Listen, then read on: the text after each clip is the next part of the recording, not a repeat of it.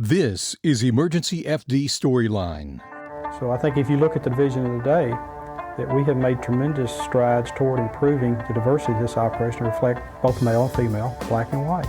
So we look at the future as one that has to constantly change, no different than a business environment. For example, we are planning to cross-train paramedics as firefighters. So there will be a day in the future that this employee can perform all of those functions. One of the areas that we're looking at is emergency medical dispatch, pre-arrival instructions before the ambulance gets there. And these are the areas that the fire division will change in the future, simply diversify and make an employee one that's a very good employee in different areas. And I think that's where the fire service is headed, and certainly needs to be headed that way in the city of Memphis. Words from a 1995 interview with then Memphis Fire Director Charles E. Smith. The decade of the 1990s brought tremendous changes to the fire service, the evolution of new equipment, operational techniques, training, and innovation. I was fortunate to witness and document on video the changes taking place in my hometown of Memphis. The access to witness that amazing time with the Memphis Fire Department was made possible by one man. I called him Director Smith, and now I call him Charlie. Leadership, outside the box, a conversation with Charles E. Smith. That's our storyline. The views expressed on this program are from the guest and the host and do not necessarily represent the views of any government agency, private company, or public service. Emergency FD Storyline's focus is to tell the stories of those in the fire service and to highlight what matters to our first responders. I want to remind you there are many ways to listen to the Emergency FD Storyline podcast. You can find it on Apple Podcasts, Google Podcast, Spotify, Stitcher, Deezer, Podchaser, PodAddict, iHeartRadio, Buzzsprout, and more. I'm your host, Tom Mann. This podcast is the first of a two-part interview with my guest. And this is part one, called Leadership Outside the Box.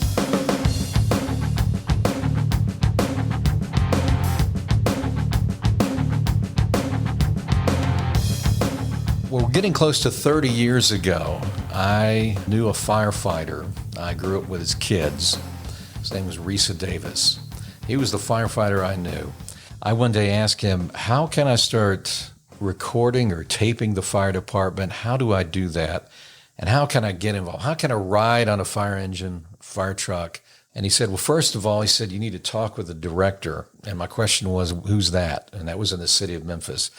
And he said, well, before we do that, why don't we talk to the head of the union? So I wound up talking with a gentleman by the name of Sam Posey, who was the president of Local 1784 at the time. And he said, yeah, you need to talk with Charlie Smith. And I'm like, well, who's the director? I didn't know what that was. And so then somehow there's a phone call that goes downtown, and I wound up in an office with Charlie Smith, who's in front of me right now. I remember we had a discussion, and the discussion was, I want to ride on your fire engines. I want to do like a firefighter would do, but I want to run around with a camera. You looked at me and said, well, maybe we can work that out. And I have one question. Why in the world would you do that? That's good. That's a good question, Tom. I probably wasn't thinking straight that day. Videotaping or copying, it's more like a historical document. Yeah. What we did, what we do, I was thinking, what a great opportunity, because you had all the gadgets. Nobody else did. And, there was a little bit of a liability concern to make sure whatever we filmed, we had to control how it was released. Mm-hmm.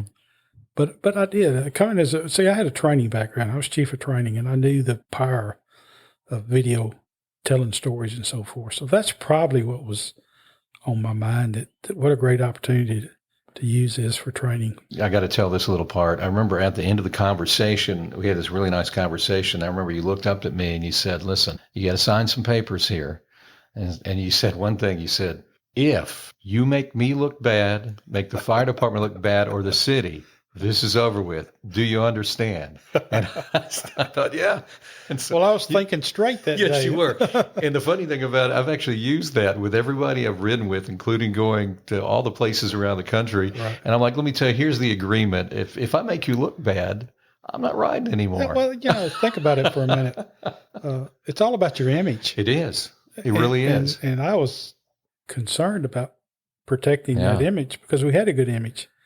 And it only takes one bad incident to kind of destroy that. So, I can't recall that conversation, but I can assure you I was concerned about it. But anyway, what I'm saying all this because it launched me into 10 straight years of documenting the City of Memphis Fire Department during a time, and a lot of it was during your tenure. You began, when was it, 1992? As director. As Yes. director. Right. And here's one thing. A lot of people have asked me this because, as I said, what's the director?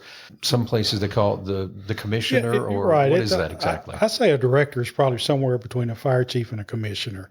Yeah. That's how I tell people. It's easier to say I was fire chief, City of Memphis, but the title was Director of Fire Services, City of Memphis, and that encompassed more than just firefighting. Yeah. It was such a large division. I think we probably had 1,700 people back then, and that's a pretty major department. I think it was 7th, 8th, 9th department in the United States. So the director's title, but if you go to somewhere like Chicago or you go to Boston, it's called commissioner. Commissioner. New York.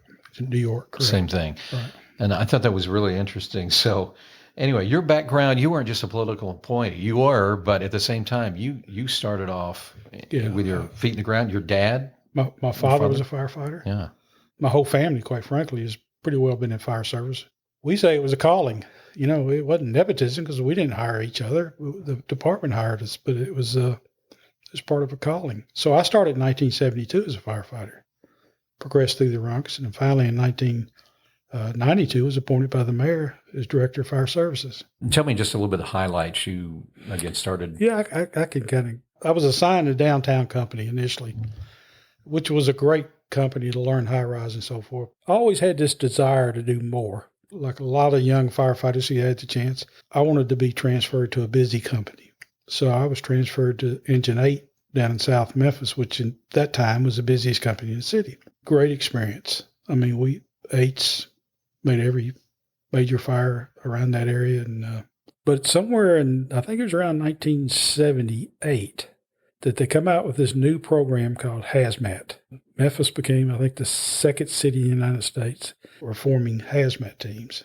And so I was always one to want to do something new. So I signed up for it. HAZMAT, I don't know what the heck it is, but it sounds good. So I got transferred to Squad 2, which was one of the original HAZMAT teams. So we went through the training, certification, and so forth. And what I liked about Squad 2, we made every major fire in the city. And another thing I liked about Squad 2 is we were one of the 2 rescue companies in the city. So back in that time, we were probably only 1 or 2 that had the Hearst tool.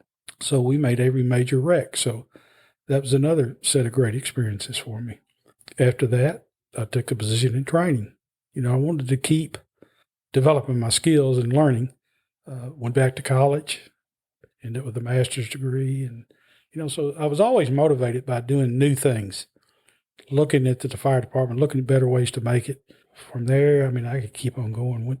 Became a captain on a truck company, then a battalion chief in Midtown, then a division chief downtown, and then next thing, director of fire services. I want to talk a little bit before we get into some other things about how changes took place during that time, that tenure. I call it the decade of change. In the 90s, so much happened in the city of Memphis, right, and then which extended around the country. And then also want to talk a little bit about how you deal with fire deaths and how you had to handle that as a leader, and then perspective I think that you have. And that's kind of a tough thing to deal with, but it's a reality. Absolutely. A little bit about leadership. As a director, as a commissioner, the chief, it's very true. You having to deal with several issues, and one of them is politics. Yes. Your boss right, is usually the mayor right, or the city manager in that line, or one of the two. And then at the same time, you're having to balance that with working and benefiting the fire department itself, building that up and enforcing everything that's going on within the department. And then, of course, the primary goal is serving the public. right. Tell me a little bit about that, being a leader, how you balance those 3 areas out. In my case, it was easier than most because I had a very supportive mayor. When he appointed me, we met, and things that were important to me, he supported. So once you've had that political backing, then you go ahead and make the changes or start making the changes. Now, the city council, that's a different story, okay? Entirely different story. So you have to really sell it to the city council. But the mayor had enough trust in my leadership that whatever I thought we needed, he supported. You touched on leadership. Like most people in that position, I had leadership training from back in the 70s all the way up to the point I was appointed to director. But I will tell you this, and I've said this many times. After I was in the position for about 2 weeks, I've said they didn't teach us this in leadership training. Okay. I didn't get this in college. It was an entirely different world. And certainly my education and my experience helped me tremendously. But I thought I really need to teach a course on leadership in the fire service because this is not like what I thought. Fall back on your skills and you fall back on your knowledge. And I say take a practical approach. And one thing you got to always keep in mind, and I could probably talk about this all day, you represent the fire department. You represent the boots on the ground. And so every decision that I made, I thought of myself back on the day I was on the company. And I think that's the key to leadership. You can't go up there and say, all right, I'm sitting up here, so, I'm the king of the mountain. But you can't do that. Firefighting is a team sport. There's no room for individuals. I mean, yeah, we have individuals that do heroic things and get awards for them, but the whole concept of emergency services, fire, EMS, hazmat, is a team sport. And so as you're at the top, you may be the quarterback, but it's the team that accomplishes what you set out to do. And I try to remember that every day. And I think it's key to leadership. I mean, it's not really complicated, but you got to put yourself down at the rank and file and what's good for them. Certainly have some good foundation for it and understand the leadership rules.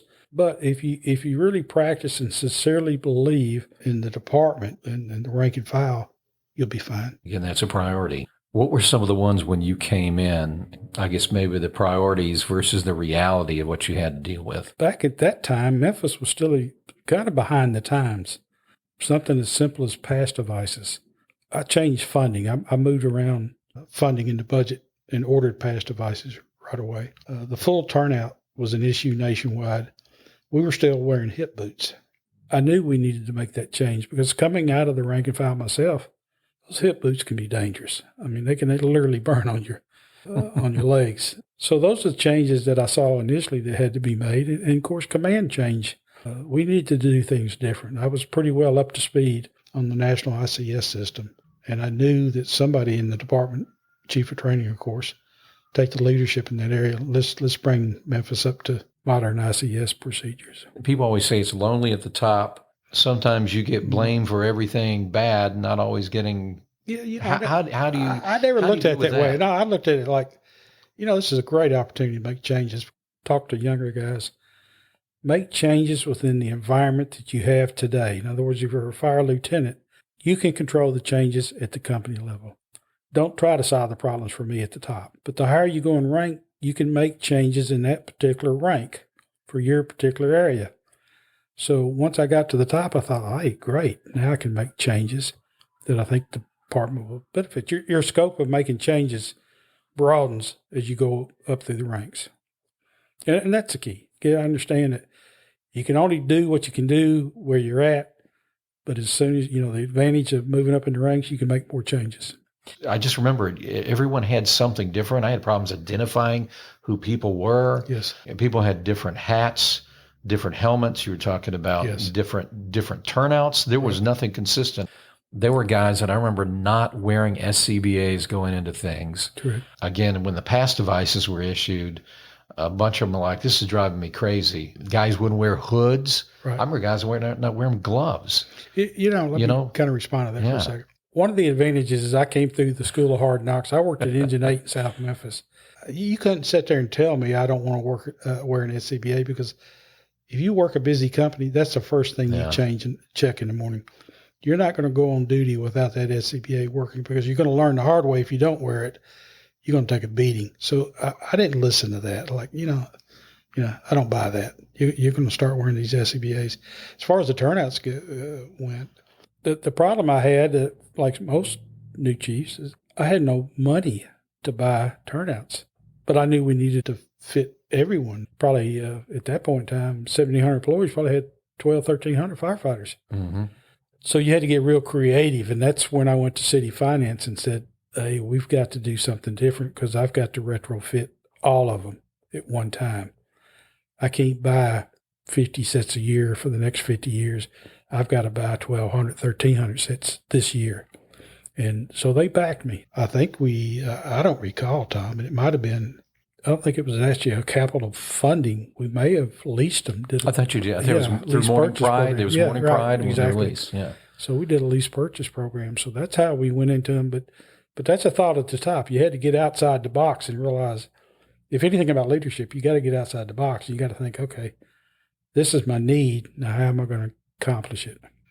During that time, there were two incidences, and we're going to talk even more about that changed so much. And just with that example about the turnouts, you had plans to move into new turnouts. Right. And then there were two fire deaths at Pilgrim's Hope Baptist Church, if I remember the two. Right. It was shortly after that all of a sudden there were turnouts. You knew who the lieutenant was. He had the red helmet. Right. The privates had the yellow helmets. Everybody, and they wound up having their names on the back of their turnouts. Right. There was this consistency that all of a sudden started showing out very quickly. Tell me how, just in general, how maybe, you were able to take some incidences and actually move forward. And you were talking about just a little bit earlier about convincing city council. You had to get creative. Yeah, what I learned with city council, you had to take to them some evidence of the problem.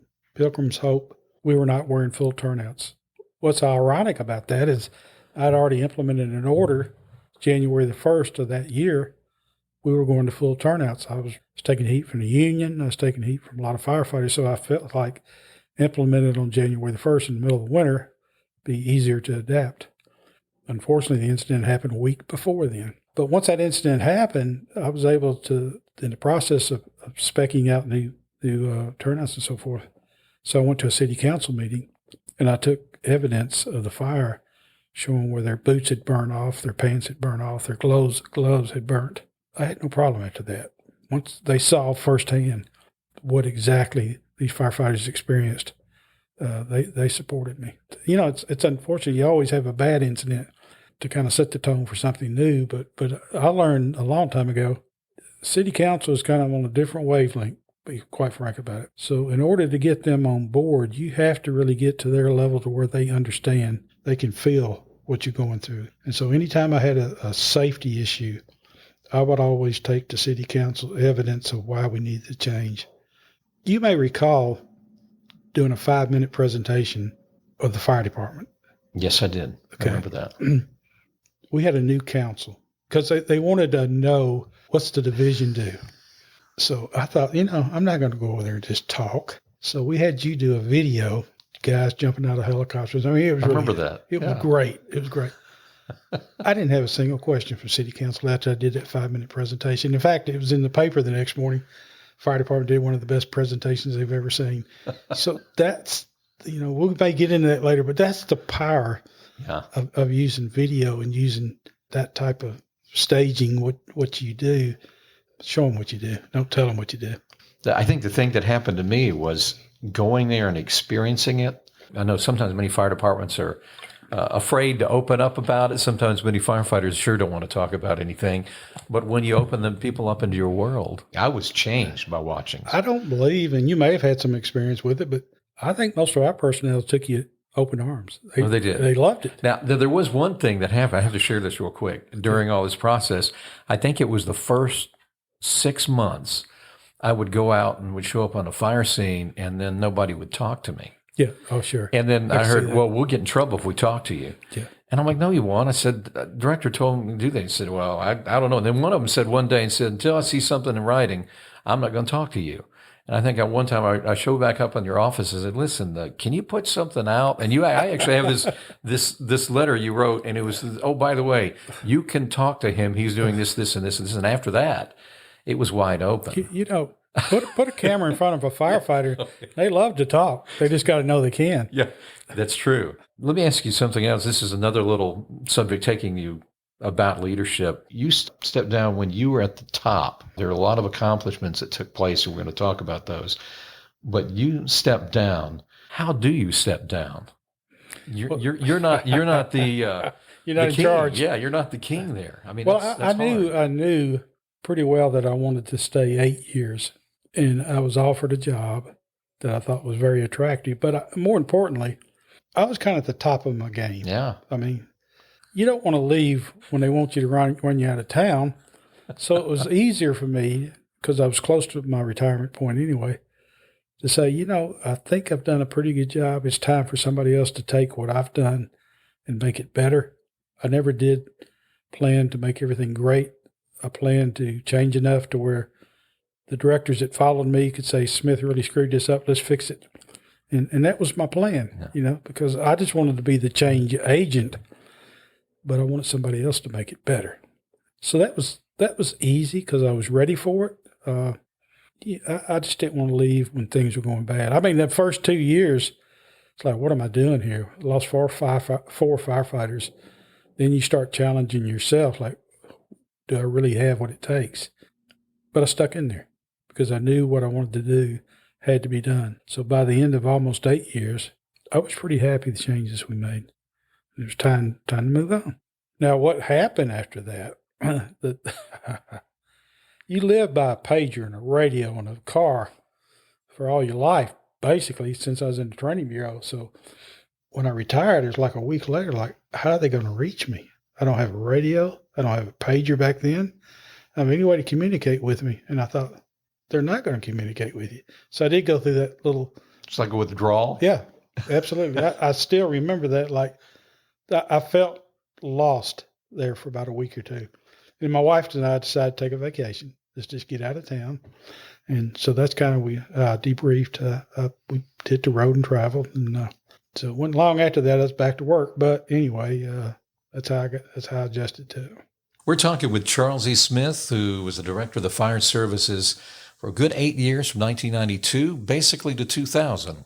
Yeah, July of 99, which was seven and a half years. But he was there. Yeah. He got there right toward the end. During that decade, the decade of change, there were two pivotal moments, and you spoke about that earlier, two situations with fire deaths. And we're going to talk about how to deal with that. But what I want to talk about, how the department, and you particularly as leadership of that department, took those incidences and made them into positives. And there, 4 firefighters lost their lives, and you can never get them back. Right. And it's devastating for the department. But what I want to talk a little bit about is the changes that happened from those. I remember the year, I think it was in 1997, 1998. I was riding with the New York City Fire Department. Hey, I'm from Memphis. And they say, you're a Memphis guy, you're riding? He said, yeah. And I explained what I did. No, I'm not a firefighter, but I run a camera. Here I was dressed out like a New York City firefighter. I remember riding with a particular battalion chief. He said, you ever heard of 750 Adams? You know about that? And I said, yeah, I do. Yeah, he said, we've been studying that. And he said, we've heard so much. He said, Memphis really opened up about that incident. And then the next thing he said, have you ever heard of Charlie Smith? You know him? Charles E. Smith, the director? And I said, yes. I said I did. I was real proud. And yeah, I know him. I know him well. Sitting in his office. I think told him I was in there a week before that. And then I discussed that. And he was talking about how powerful that was. This particular incident took place, and it was shared. And I remember being in the engine house. I had 2 or 3 firefighters were talking about they'd seen this on a time, I think it was American Heat, and the incident. And they were discussing about, we wish this would happen to us, but we really appreciate the changes. And we do this every day. Those incidences, and I'm going to mention 2, one of them was the Pilgrim Hope's Church fire, where J.D. Hill, Joseph Boswell lost their lives. And that was in 1992. And that was right after. I mean, literally, you'd been the director a short time. Yes. At least about a year at that point. Yeah, less than a year. Less than a year. And then in 1994, we had another incident. Larry Mathis, a lieutenant, known as Michael L. Mathis, his real name. And then Billy Bridges, William E. Bridges, both passed away at Regis Towers, also known as 750 Adams. You hear both those names interchangeably. I thought there were markers in the fire service in Memphis and for the fire service around the country during that time when you were director. First of all, it really helped get new turnouts after the first incident. And if I remember, there were severe burns, and part of that was due to the fact that the protective clothing was not to the standards they are, especially today. Yeah, correct. So tell me a little bit about that, how that was able to be used. Well, I believe the Regis High Rise was probably the point where I said to myself, we're better than this. Mm-hmm. Both of these events were major setbacks for the department. I really committed to making the system better, and the only way to make it better was to be completely open about what happened, designing systems that would ever prevent that from happening again. I told you the story about the high-rise plan. We did not have a high-rise plan. In fact, the building that the firefighters were killed is the same building when I was in downtown Memphis that we responded to in the same manner 20 years earlier. So that's when you know that, look, we got to make some changes, and we owe it to the firefighters. This is nothing that's going to make me look better, but we had to do something internally to improve the system. We had some policy, we had some procedures, and we had some ICS systems that were pretty good. But I thought, what we're missing is input from the firefighters. So I left headquarters one afternoon and went straight to Fire Station 7, who was the first company on the scene. Truck company and an engine company assigned that station. So I called everybody into the kitchen, and we sat down and developed a fundamental high-rise plan out of that station. So the plan that you see today in Memphis, even today, is reflective of that meeting that I had with the firefighters after 750 Adams, because I wanted their input. They're the ones up there in the hot zone. You learned a lot by talking to them. And I always, if I pat myself on the back for anything, I never forgot where I came from. And I knew that the guys, the boots on the ground, can tell you how to do things if you'll listen to them. I was just adamant about I wanted their input. So we took what we developed that night, of course, which was a very rough draft. Then we assigned it to committee and said, but this is what we want. And that's where we developed the concept of task force response. 2 engines, a truck, and the battalion chief must go together. Nobody goes up by themselves. If you get on the scene and saw smoke, an automatic second alarm. We didn't take a chance. So we started developing our response system based on the 2-engine truck company and battalion chief concept. So that's a major change. In fact, I think a lot of cities nationwide looked at that. Makes sense. There wasn't nothing magic about it. It just made sense. Back up just a minute. For those who aren't familiar with 750 Adams, the response was you basically had a report of smoke showing from a building. That's really what the call came in. And it was this address, the Sevens Engine Company, and I guess Snorkel 13, the two that from that house that responded and those that would come. It was pretty normal. I can remember them telling me over and over again, we make constant false alarms to this building. Yeah, constantly.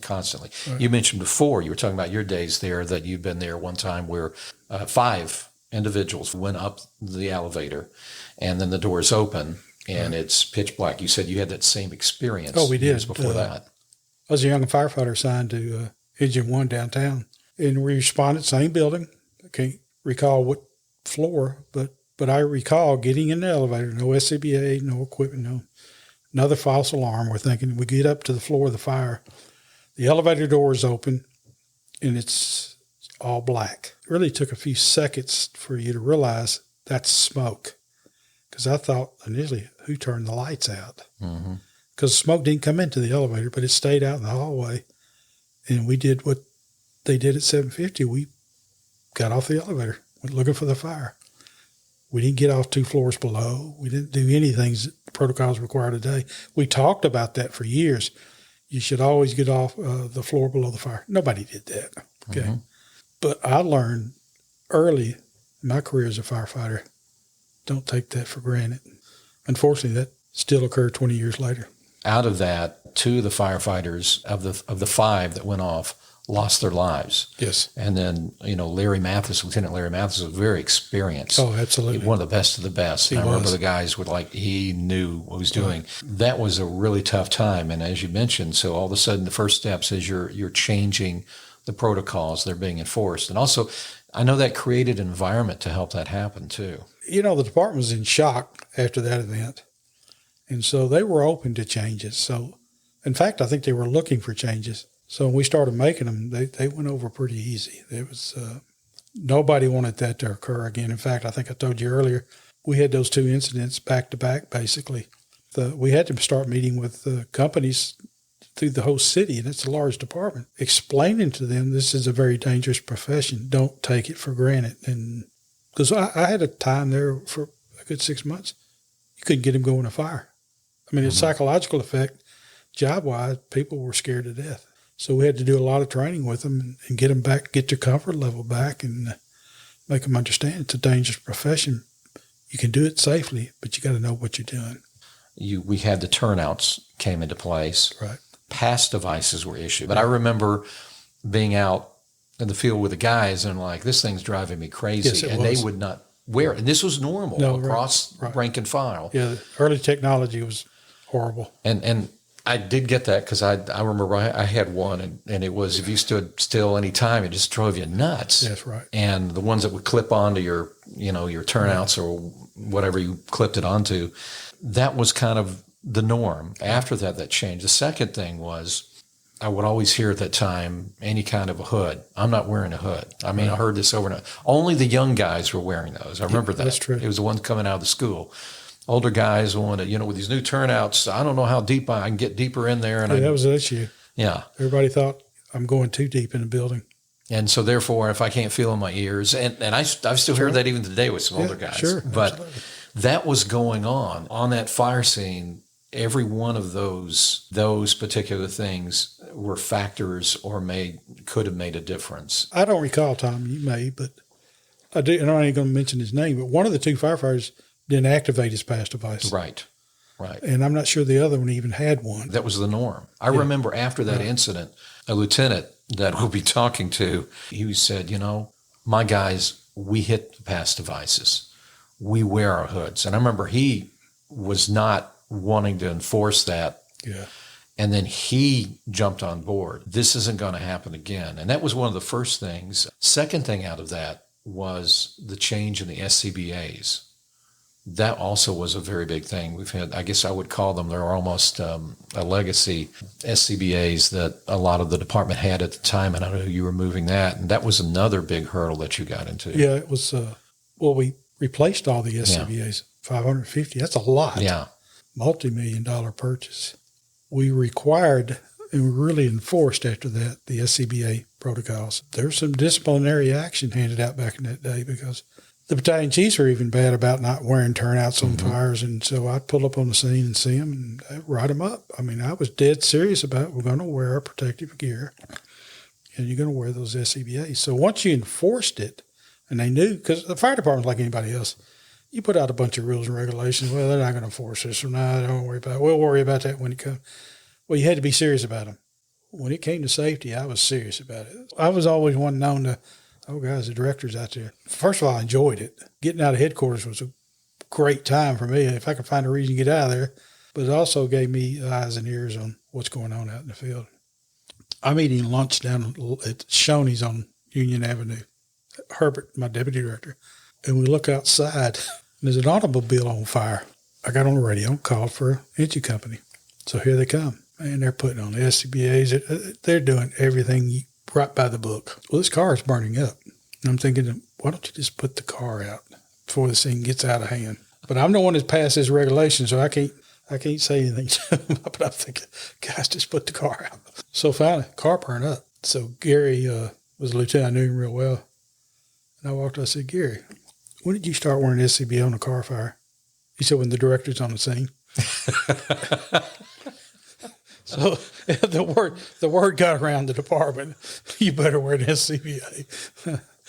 It's funny, the culture was changing then. Yes. I think from the time from 92 to about 95, 96, everything changed and people were aware. I remember in the whole department, then there was interest in new techniques, new ways of doing things. And then you had the new radio system that came in. Hearing about that, and I did a video on that too, I remember back in the day, and it being explained. And these new radios literally would make a huge difference. Yes. You had an emergency button on it. Absolutely. You had powerful fireground channels and things that you would be on the right fireground channel. They automatically switched. Right. Before that, I remember there was a fireground channel I don't think got outside of a building most Especially of the time. in a high rise, didn't work. How did that come about? That fortunately was a city change because it impacted both fire, police, and everyone. So we used to have a series of meetings, and we give them the problems we had. So when they designed the new system, getting outside of a high-rise building was a major, major problem. In fact, they still have some issues with that.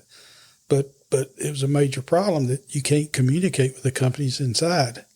So it was all of a package through Motorola that we changed the entire city system. So we benefited from that. I can't say we take total credit for that because it was a citywide system. But that was all happening at once. And yes. Well, we were writing, if you recall, back in that time. We developed manuals, SOPs. Mm-hmm. We never had in the fire department. Well, you know, it's funny. I can't take complete credit. I can say this. I remember what it was like in 1972.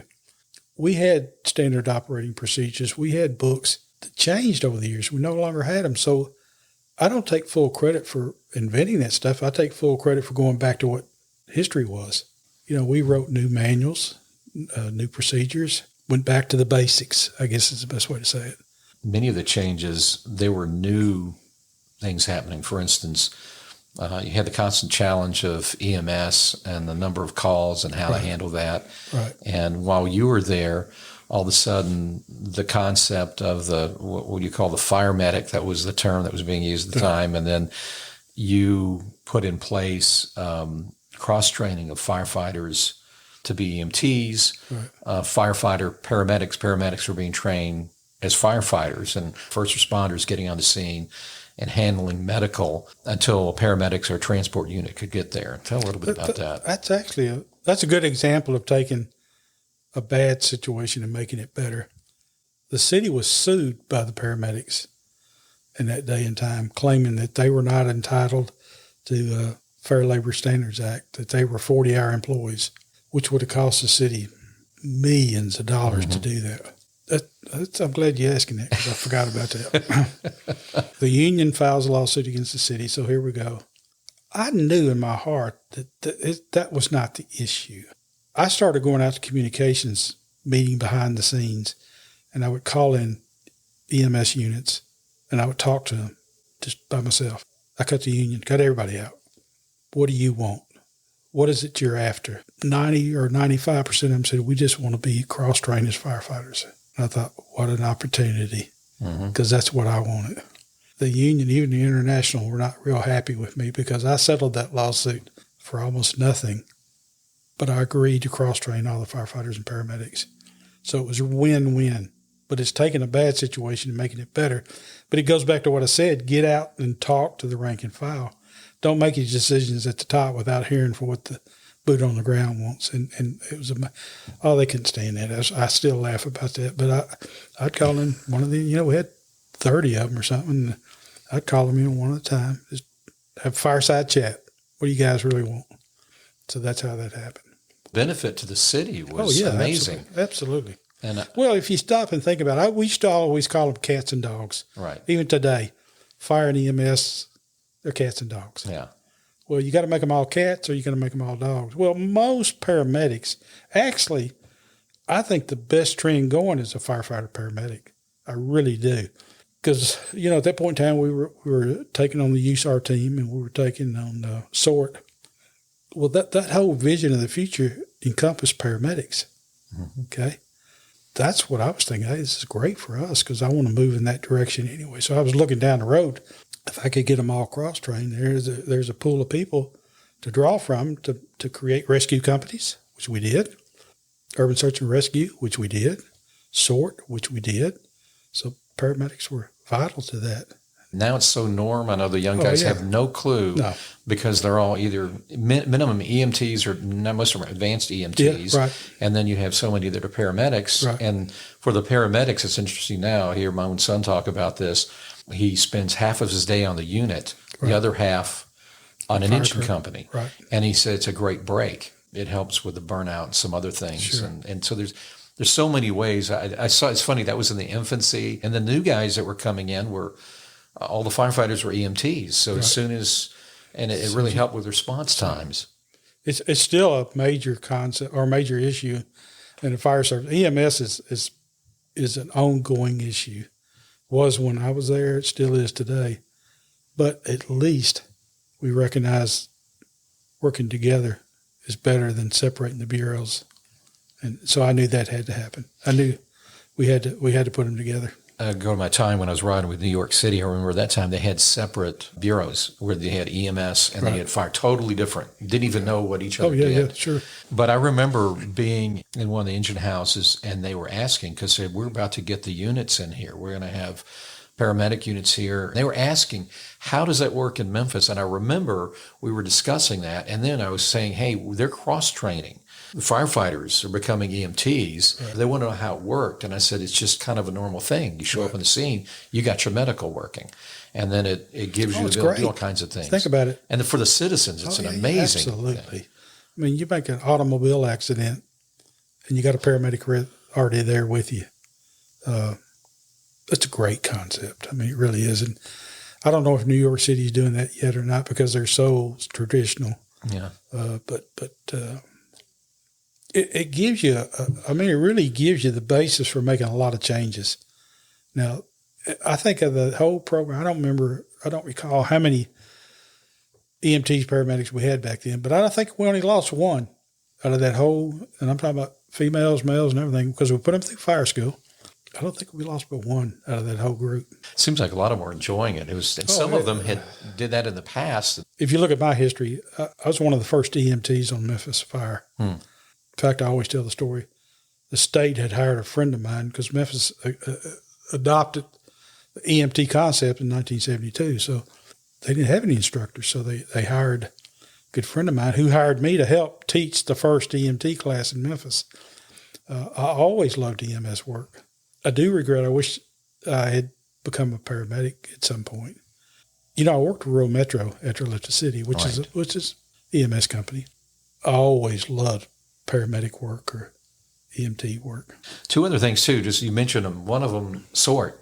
Early in the 90s when I got there, I remember we had a high-rise rescue team. Right. Then you had your hazmat, and there were things just kind of broken up, and then all of a sudden during that time, special operations came involved. And for me, riding on the first rescue rig in Memphis, and then these guys, just like being able to handle just about anything, watching them develop the program, knowing how to do that. And those two kind of came in place with the urban search and rescue.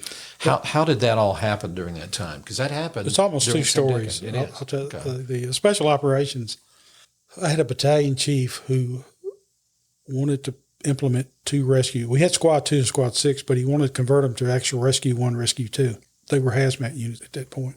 And I explained to John that I will look at the concept, but you got to give me a 2-year training plan. That, like most departments, we were notorious for starting something new and then it would just stop. I said, I won't even consider it until you give me a 2-year training plan, which he did. And so that's what led to special operations and then putting Rescue 1 and 2 in service.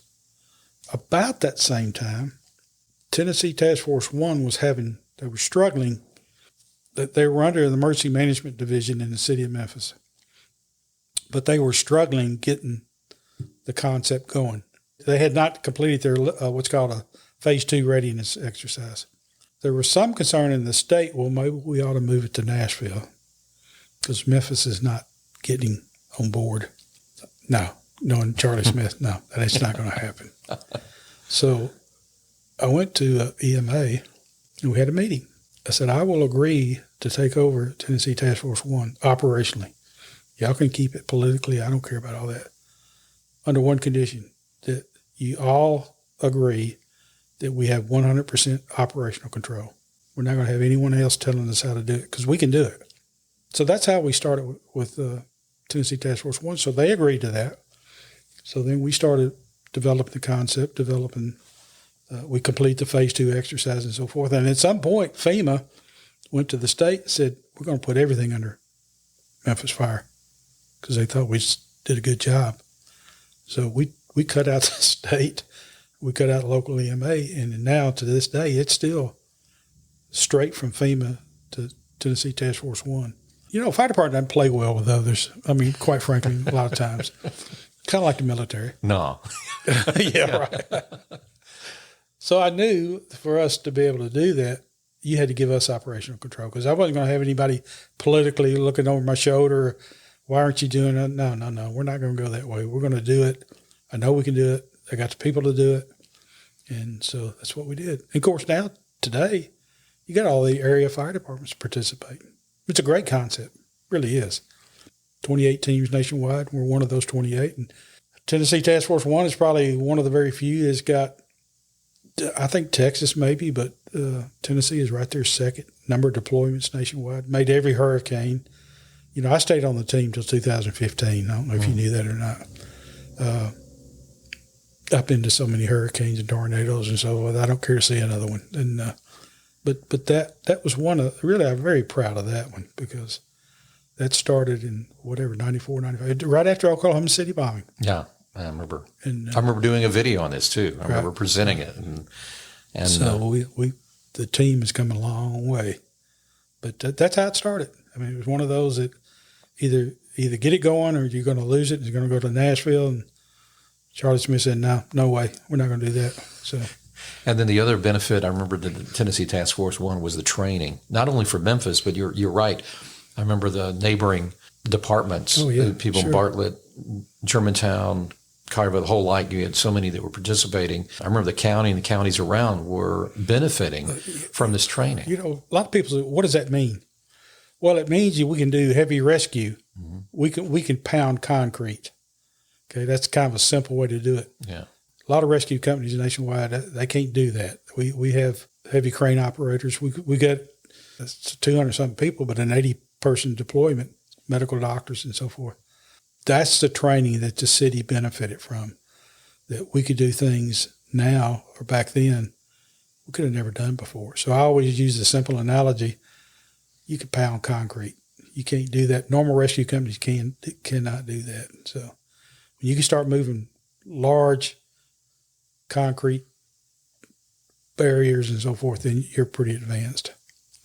Little just wrap on our idea about this decade of change you had. You made a comment, and the comment was about moving forward, that you can either be somebody that's sitting still or you can make a difference, you can move forward. That seemed to be your philosophy during that whole time. Still is. That's back to leadership again. Oh, yeah, I have a Twitter account, and it's funny you asked me that because true, you do. Yeah. I just tweeted about there's no such thing as status quo. Status quo is losing ground. I mean, there's no such thing in our business. So you got to be moving ahead. And so even to this day, that's my belief. If you're not moving forward, you're moving behind. And that's just part of my DNA.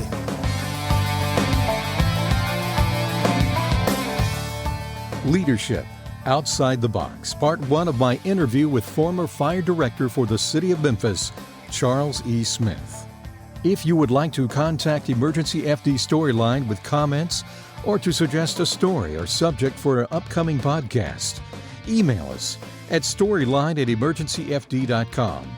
That's storyline@emergencyfd.com. Also, check out our website at emergencyfd.com. That's emergencyfd.com. And while you're there, help support the podcast. I'm Tom Mann, and I want to thank you for listening. There are many stories coming on EmergencyFD Storyline. Join us.